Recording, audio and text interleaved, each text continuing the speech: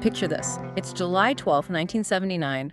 We're at Comiskey Park in Chicago. Oh, Disco Demolition Night. Disco Demolition Night. You have tens of thousands of people literally blowing up crates of disco records in the middle of a baseball field. It was a spectacle, a really ugly one. It was messy, it was angry, and it sent this really violent message. The mainstream party is over. Right. Disco, this huge glittering thing from the 70s, is officially declared dead. Mm-hmm. And, by that point, it had gotten a little bloated. It was over-commercialized. Within an inch of its life, it was a caricature of itself, so the radio stations just dropped it. Okay, so on the surface, the mainstream moves on. But the thing is, the people who needed that music, the marginalized communities, the Black and Latino dancers, the gay community, they didn't just vanish because some rock fans blew up some vinyl. Exactly. The need for that space, that release, it didn't just disappear. It just went underground. So if you knew where to look, if you went down to the West Loop, to this old 3-story concrete factory, something else was happening. Something new was bubbling up, literally and culturally underground. In that old industrial space, a new pulse is starting to beat. It's a revolution, but it's not starting with a protest.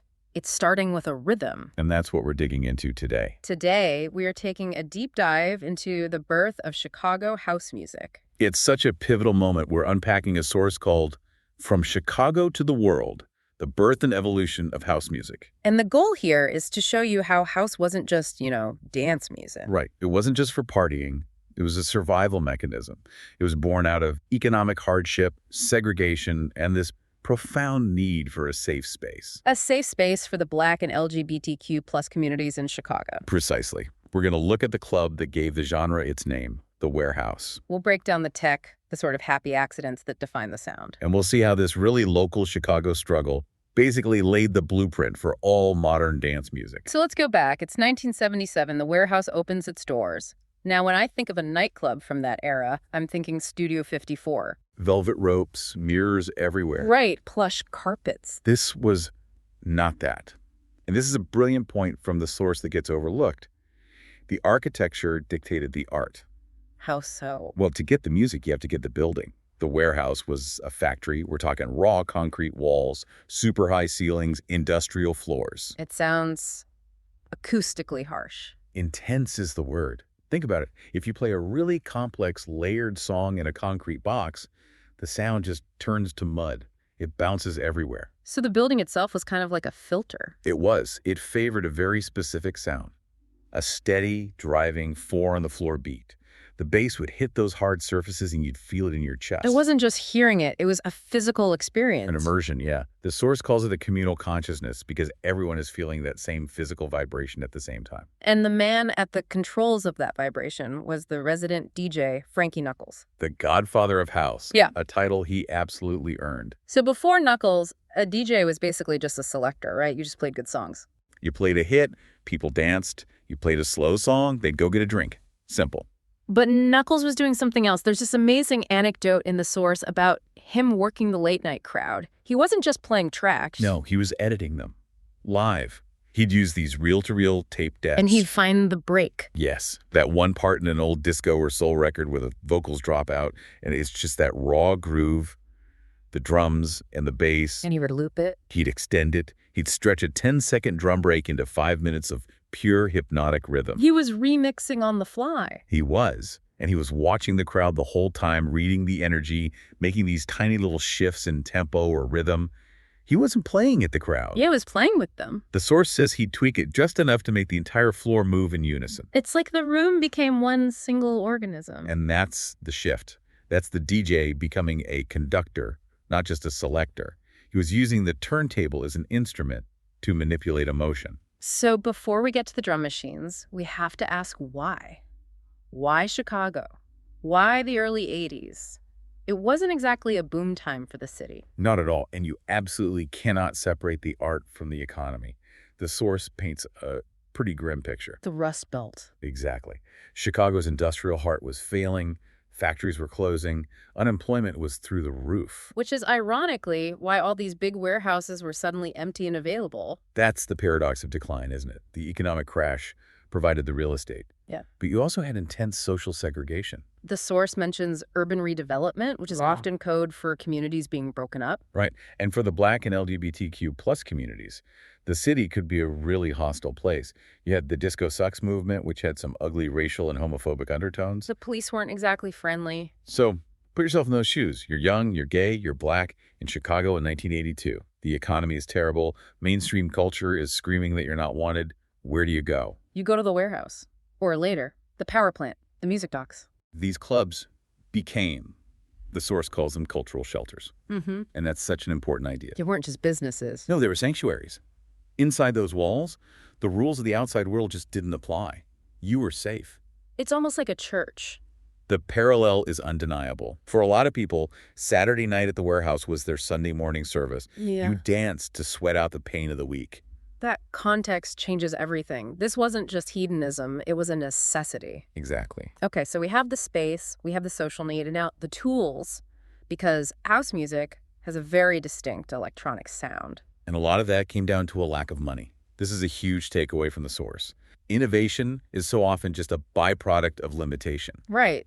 These producers didn't have money for a 30-piece orchestra. They didn't have money for a live drummer in a studio, so they had to go DIY. And the source lists the holy trinity of gear, the Roland TR-808, the 909, and the TB-303. And here's the hilarious part.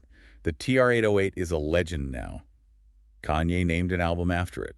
An original one costs a fortune. But back then... It was a commercial failure, a total flop. Oh, wait. Oh, completely. It was designed to sound like a real drummer, for musicians to practice with, but it sounded nothing like a real drum kit. The kick drum was this deep, booming pulse. The hand claps were like static. So the serious musicians hated it. They called it a toy. And because they didn't want them, they ended up cheap in pawn shops. And the kids in Chicago could afford them. Exactly. And instead of trying to hide the fact that it sounded fake, they leaned into it. They embraced the robot. They cranked that booming bass drum. That boom chick sound. That is the sound of a machine doing something a human drummer just can't do for 12 minutes straight without passing out. Right. It created this relentless industrial energy. Which leads to what the source calls the bedroom producer revolution. This is a huge democratization of music. Before this, to make a professional-sounding record, you needed a studio, an engineer, a label. You needed gatekeepers. But with a drum machine and a cheap synth? You're the whole band. You're the studio. The technology meant a kid could make a track in his bedroom on a Tuesday and have Frankie Knuckles playing it to 2,000 people on a Friday. That feedback loop is instant. A perfect example is Larry Heard, Mr. Fingers. Can you feel it? A masterpiece. And he made that at home. But it sounds so different from the other stuff.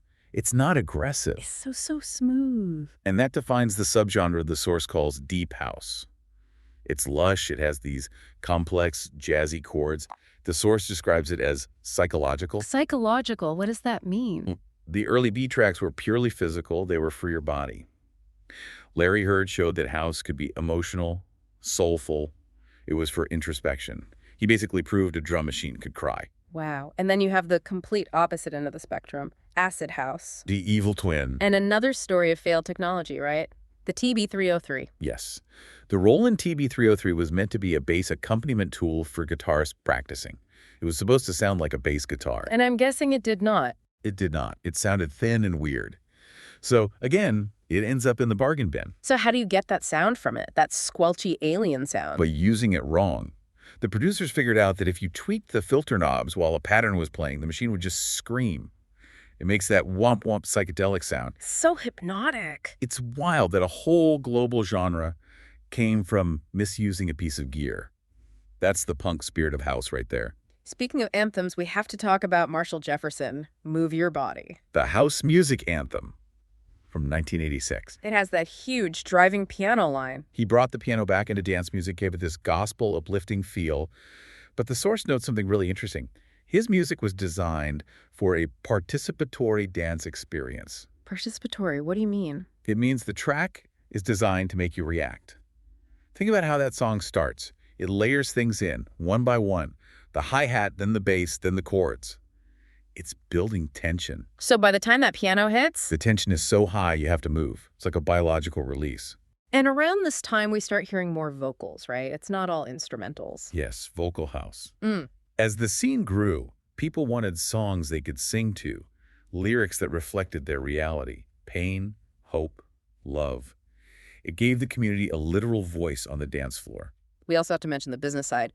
Trax Records. Crucial. Founded in '86. Before that, this was all on tapes and acetates.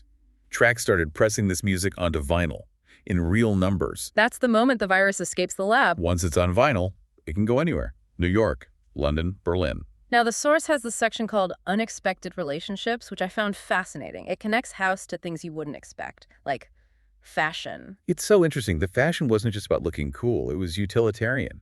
People wore sportswear, sweatbands, high-top sneakers. Because you can't dance for 8 hours straight in dress shoes. Exactly. It was an athletic event. Yeah. But that utility becomes a uniform, a cultural identifier. If you saw someone on the street in '85 wearing that stuff, you knew they were part of the tribe.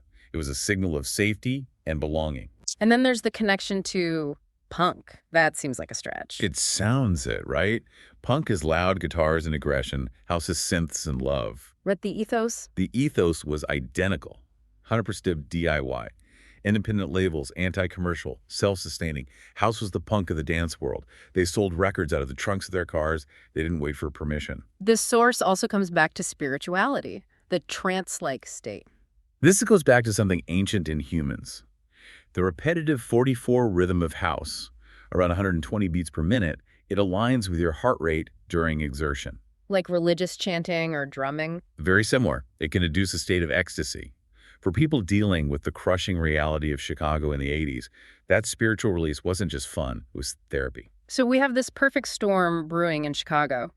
But the source is from Chicago to the world. How did it get out? Oh, vinyl started traveling. And the source really points to the UK as the flashpoint in the late '80s. The second summer of love. That's the one, 1987-88. The British kids got these records, especially the acid house tracks with that bizarre 303 sound. But the context changed. How so? In Chicago, it was about safety in dark, enclosed clubs. In the UK, it exploded into these massive outdoor raves. It's just wild to picture kids in a field in England going nuts to music made in a Chicago basement. It shows how universal that beat is. You didn't need to know about the south side of Chicago to feel that rhythm. It just resonated. And what about Detroit, its next-door neighbor? Detroit techno. They're like sister cities of sound. Chicago house is a bit more rooted in disco and soul. Detroit techno was more futuristic, more sci-fi. But they were talking to each other. Constantly. By '88, there's this deep exchange. DJs driving back and forth on I-94. Yeah. That created this international network that just took over. And the source brings it all the way to today. Modern deep house, tech house, even huge EDM festivals. It all traces its DNA right back to those Chicago clubs. It's a direct lineage. Beyonce's Break My Soul, that's a house track. Drake's dance stuff, house. The production techniques, the 909 kick drum, the filter sweep. It's the basic vocabulary of modern pop music. It's an incredible journey. From a vacant factory in a depression, using equipment nobody wanted. To a global phenomenon that changed everything. So as we wrap this up, what's the big takeaway? Why does this story still matter? Well, if we think about the core value, like the source suggests, it's that knowledge is most valuable when it's applied. And the knowledge of Chicago house is? It's that music is a tool for building community. It can offer freedom in oppressive times. It's a testament to resilience. When the world shuts you out, you build your own world. The source calls it a light illuminating the future of music culture. And it is. You don't need millions of dollars or permission from a corporation to change the world. You just need a space, a beat, and people who need to be together. Which really makes you think about today, doesn't it? It does. And maybe here's a thought to leave you with. We live now in an age of, digital disconnection. Our communities are online. They're on Discord or Twitter. They're disembodied. Chicago house was built on physical presence. Sweat, bass, concrete, bodies in a room vibrating together. That shared risk and reward. Exactly. So in a world that's shifting more and more to the cloud, where is the modern warehouse? Can you really build a true counterculture on a screen? Or are we losing that physical communal resonance? Is there a place left where we can all be that free together? That's the question. Well, that is definitely something to think about. Thanks for joining us on this deep dive. My pleasure. I'll see you next time.